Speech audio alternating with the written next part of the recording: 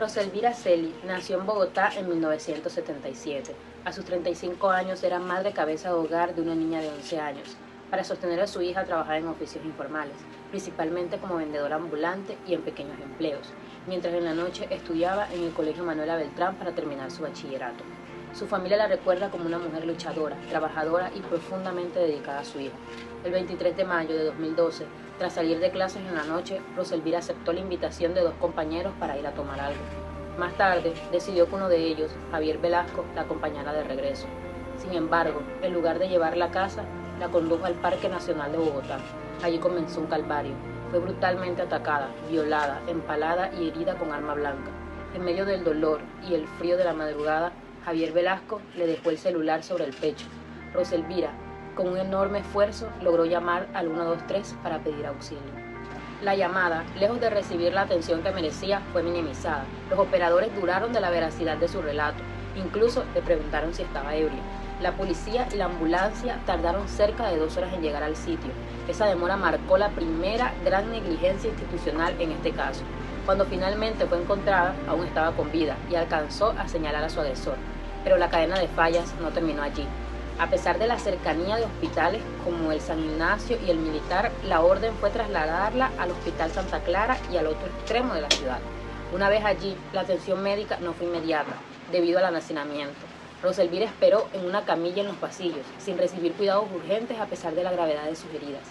2 horas después, en medio de esa espera, entró en paro y solo entonces recibió la atención médica adecuada. La noticia de lo ocurrido se difundió rápidamente y generó una profunda conmoción en todo el país. Marchas, plantones y protestas exigieron justicia y denunciaron no solo la brutalidad del crimen, sino también la revictimización y la negligencia del Estado frente a la atención de mujeres víctimas de violencia. 4 días después del ataque, el 28 de mayo de 2012, Roselvira falleció a causa de las graves lesiones sufridas. Su historia se convirtió en un símbolo de la lucha contra la violencia de género en Colombia y marcó un antes y un después en la legislación y en la conciencia social. El feminicidio aún no existía como un delito autónomo en la legislación colombiana. Los asesinatos de mujeres se procesaban bajo la figura de homicidio agravado, lo que no reconocía la carga de violencia de género. Este vacío legal hizo que el caso de Roselvira se convirtiera en un símbolo de lucha por el reconocimiento del feminicidio en Colombia.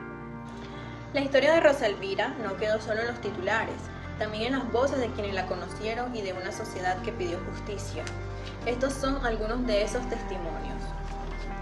Primer testimonio, dice: en los 5 días que mi hermana estuvo viva, tras el ataque contra ella, me enfrenté a una serie de vulneraciones de derechos. Nadie garantizó la vida de Roselvira, ni la atención ni la denuncia, absolutamente nada. Tuvo que morir para que esto fuera visible. Segundo testimonio, dice: esos primeros días fueron muy difíciles, sobre todo, ya no veía más a mi mamá y me preguntaba, ¿por qué? Me acuerdo de lo que sentía por dentro, un vacío muy grande. Tercer testimonio dice: todavía hace falta mucha formación en estándares internacionales de derechos humanos en las mujeres para que realmente podamos hablar de que haya instituciones de justicia que estén investigando con perspectiva de género, que seguramente falló, ya que en ese momento Velasco tenía otras acusaciones por delitos sexuales y asesinato. Roselvira hoy estaría viva, no habría sido asesinada de una manera tan brutal, expresó Adilia de las Mercedes. El caso de Roselvira no solo dejó un vacío irreparable en su familia, especialmente en su hija, quien perdió a su madre de la manera más cruel. También generó secuelas psicológicas profundas en sus seres queridos, rabia, impotencia, duelo complicado y desconfianza hacia las instituciones. Pero el impacto trascendió a lo personal. Este crimen sacudió toda la sociedad, despertó marchas, protestas y un debate nacional que presionó al Estado a actuar. 3 años después, se aprobó la Ley 1761 de 2015, conocido como la Ley Roselvira Celi, que tipificó el feminicidio como delito autónomo y sancionó hasta 41 años de cárcel a los responsables. Esta ley se convirtió en un símbolo de resistencia y en un recordatorio de que la indiferencia institucional también mata.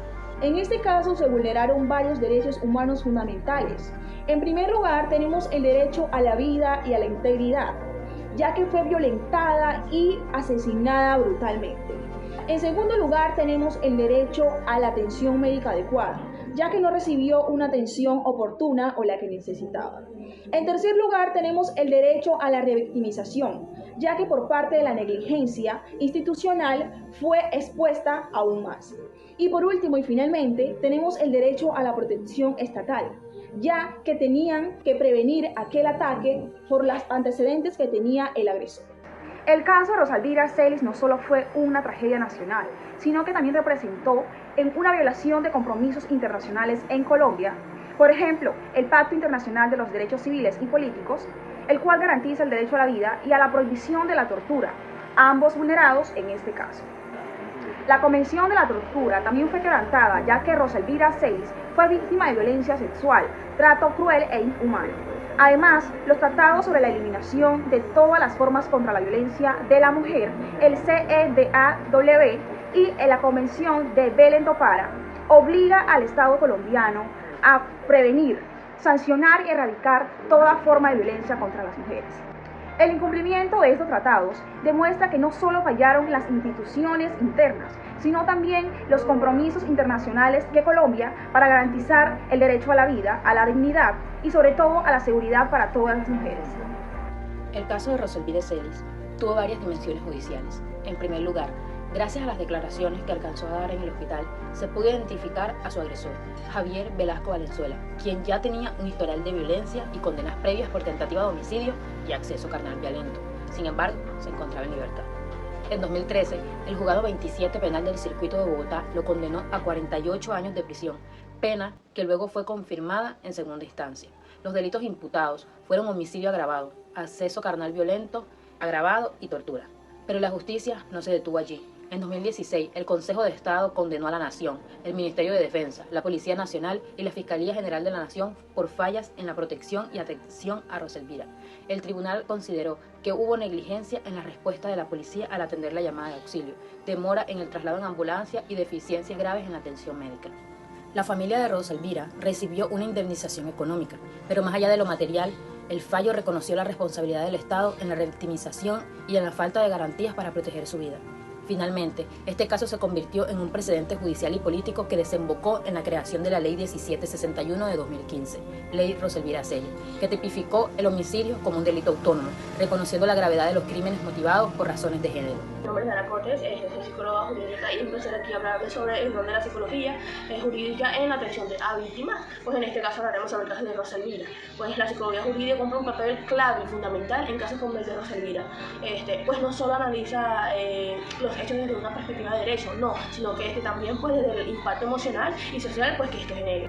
En primer lugar, la psicología jurídica es esencial en el acompañamiento de las víctimas indirectas, es decir, la hija, la familia o aquellos allegados quienes pues hayan quedado con secuelas de duelo, traumas, sentimientos de impotencia y desconfianza hacia las instituciones. Los psicólogos ayudan a contener ese sufrimiento, a elaborar el duelo y a restablecer la confianza en la justicia.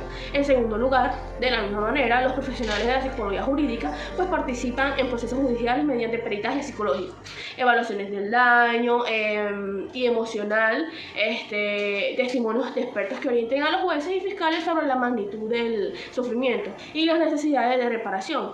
En este caso, la evaluación del impacto en la hija de Rosalvira fue clave para establecer medidas de reparación y para la condena del Estado colombiano por negligencia.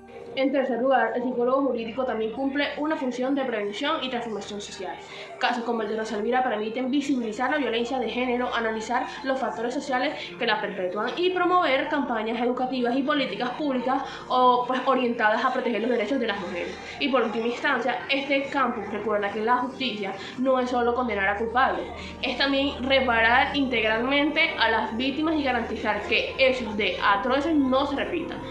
Así, la psicología jurídica se convierte en un puente entre la justicia legal y la justicia emocional, dándole voz a quienes han sido violados por la violencia.